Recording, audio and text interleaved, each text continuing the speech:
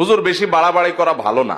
হারাম কাজ থেকে যখন নিষেধ করবেন তখন বলবে হুজুররা বেশি বাড়াবাড়ি করে। আপনি পাবলিক পরিবহনে যাচ্ছেন, একজন যুবক বা দুজন যুবক একসাথে যাচ্ছে, ঝাঁকানাকা গান ফুল ভলিউমে মোবাইলে বাজায় দিয়া নাচতে নাচতে যাচ্ছে।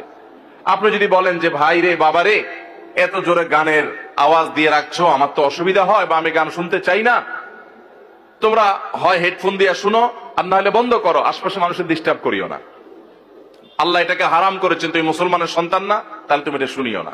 এটা বলার পর দেখবেন অনেক যুবক আছে বলবে হুজুর বেশি বাড়াবাড়ি করা ভালো না, আল্লাহ সীমা লঙ্ঘনকারীরা অপছন্দ করেন, দেখবেন তখন ওয়াজ শুনাই দিবে। আছে না না এরকম লোক? আপনি হারাম কাজ থেকে যখন নিষেধ করবেন তখন বলবে হুজুররা বেশি বাড়াবাড়ি করে। তো যে ব্যক্তি আল্লাহর সীমানা ক্রস করে চলে গেল, বাড়াবাড়ি তো সে করলো, যে নিষেধ করলো সে তো বরং আল্লাহর সীমানা ক্রস করতে নিষেধ করেছে, সে তো বরং সীমার মধ্যে থাকতে চাচ্ছে। অতএব সীমা লঙ্ঘন করা যাবে না।